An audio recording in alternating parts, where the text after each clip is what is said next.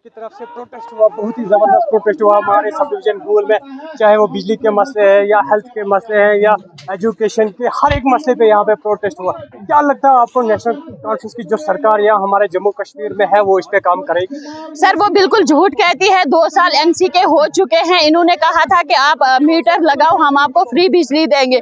Free बिजली देने के बजाय में इन लोगों ने गरीब आवाम को ऐसा गिफ्ट दिया जिनके घरों में एक महीने का 15-15, 20-20 हजार बिल आने लगा। इन्होंने काम करनी चाहिए थी। महंगाई देखो, महंगाई कहाँ जा रही। चीनी की बात करोगे आप 75-80 रुपए केजी हो चुकी है। एक गरीब इंसान जो चाय बेच के काम कर रहा था वो कैसे काम करेगा?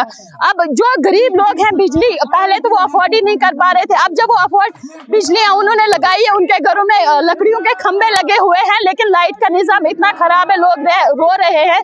रात को पावर गायब होती है, दिन को पावर गायब होती है। फिर मैं पूछना चाहती हूँ संघी सरकार से, मुझे आप बताएं, इतना जो ये महंगाई है ये क्यों बढ़ रही है? आपकी लाइट कंटिन्यू नहीं है, कुछ भी नहीं है।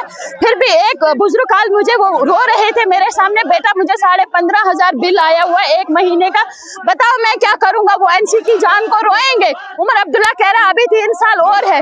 सर मुझे बताइए ना, कौन से 3 साल है आपने किया कर? न सिलेंडर फ्री मिल रहा है, न लाइट फ्री मिल रही है, न राशन फ्री मिल रहा है। लोग मर रहे हैं। महंगाई पे महंगाई आप बढ़ा रहे हो। हमारे स्कूलों का सिस्टम खराब है, हमारे रोड इतने ज्यादा खराब है। हमारे सजाद शाहीन साहब एमएलए है, वो खाली रिबन काटने के समय दिखते हैं। मुझे 2 महीने घर पे हुए, अभी तक मैंने उनको वो बानहाल के हैं, वो बानहाल में ही काम करेंगे। गूल वाले लोग भूल जाएं, सजाद शाहीन यहाँ आएगा, वो काम करेगा। वो तब आएगा जब उसको चीफ गेस्ट आप यहाँ बुलाएंगे रिबन काटने के लिए, वो टोटली रिबन काटने के लिए आएंगे। ऐसे वो नहीं आएंगे ना, आपको वो दिखेंगे। ऐसी सरकार से कंडेम करना चाहिए और इन लोगों से रिजाइन मांगना चाहिए। हमें इनका रिजाइन चाहिए, हमें ऐसी सरकार नहीं चाहिए। जो काम करेगी उस सरकार के साथ में रहूं। मैं किसी पॉलिटिक्स पार्टी के साथ नहीं हूं, ना मुझे जाना है, बट मैं एक गरीब आवाम के साथ में हूं। अपने गरीब आवाम को हम देख रहे हैं, मैं इतने टाइम से देख रही हूं। हमारे रोडों की खस्ता हालत है, हमारे स्कूलों की खस्ता हालत है। हमारे जो जूनियर स्टाफ है हॉस्पिटल में वो रो रहे हैं। 3-3 हजार उनकी सैलरी वो भी टाइम पे नहीं मिल रही है।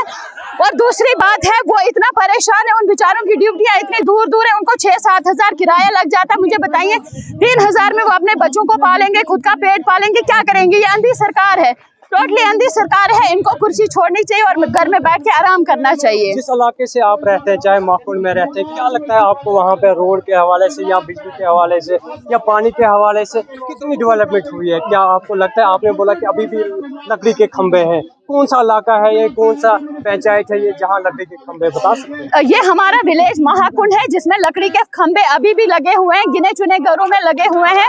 और उसके अलावा लकड़ी के खंभे लगे हुए हैं। बोली ताप से लेके आप महाकुंड तक जाएं, आपको इतना डर लगेगा हमारे रोड पे। मैं तो कहती हूँ, अप्रिशिएट करती हूँ उन ड्राइवरों को जो उस रोड पे गाड़ियां चलाते हैं। परसों मैं स्कूल में गई, स्कूल में सर इतनी खस्ता हालत, हमारे बच्चों का ग्राउंड इतना खराब, वहाँ पे 4 दीवारी नहीं है। सेफ लड़कियां वहाँ महसूस नहीं कर रही है क्योंकि जवान बच्चे वहाँ पे पढ़ रही है।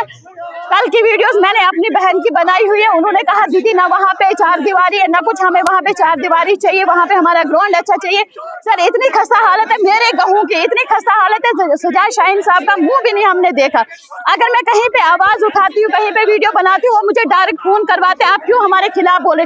सर जब आप काम ही नहीं करोगे, हम आपके खिलाफ नहीं बोलेंगे तो किसके खिलाफ बोलेंगे? जब आप हमारे गाँव में आए थे, आपने कहा था मैं आपके हवाले हूँ, कल आप मेरे हवाले हो जब मैं जीतूंगा। सर आपको लोगों ने अपने हवाले किया था, आपको जिता के भेजा था, आपको शर्म आनी चाहिए, आपको शर्म आनी चाहिए। हमारे गरीब लोगों को आप सता रहे हैं।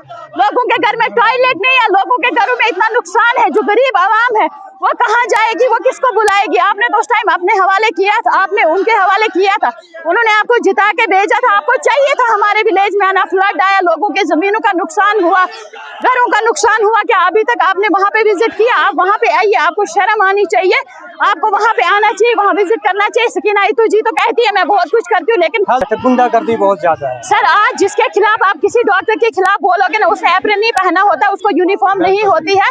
सर पानी दे दो कोई लाके।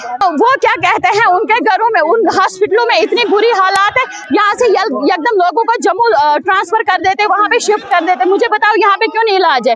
यहाँ पे स्टाफ नहीं, हमारा एजुकेशन सिस्टम इतना खराब है, हमारा हेल्थ सिस्टम इतना खराब है। मुझे बताइए, अब मैं लोगों से रिक्वेस्ट करना चाहती हूँ कि आप जाग जाइए, आप उस पार्टी के साथ जाइए, उस नेता के साथ में जाइए जो आपका काम करेगा, उसकी हेल्प करिए, उसके साथ में जाइए, उनको गले से पकड़िए कि हमने आपको वोट दिए हुए हैं, हमारा काम करिए। यहाँ पे सजाद शाहीन आपको कभी न दिखेगा और न दिखा है, 2 साल में नहीं दिखा, 3 साल में भी नहीं क्या दिखेगा। कहेंगे शहनाज जी, अभी आगे डीडीसी और बीडीसी के इलेक्शन आने वाले हैं, आपकी तैयारी है कुछ इलेक्शन लड़ने की? कुछ नहीं सर, मुझे पॉलिटिक्स में नहीं आना है, क्योंकि मुझे मेरा अपना फील्ड है, अलग है, मुझे पॉलिटिक्स में नहीं आना है। हाँ, मैं ऐसे इंसान को सपोर्ट करूंगी जो गरीब आवाम के साथ में होगा, जो गरीबों का काम करेगा, जो गरीबों के हक के लिए आवाज उठाएगा, जो गरीबों की समस्या है उसमें जो काम करेगा, मैं उसकी फुल सपोर्ट करूंगी। कुछ लोगों की सोच, अगर शहनाज जी पॉलिटिक्स में आए, यहाँ पे सरपंच इलेक्शन लड़े या डीडीसी इलेक्शन लड़े, हम इसको सपोर्ट करेंगे, तो क्या कहेंगे अगर लोग कहेंगे आपसे कि आप इलेक्शन लड़ो?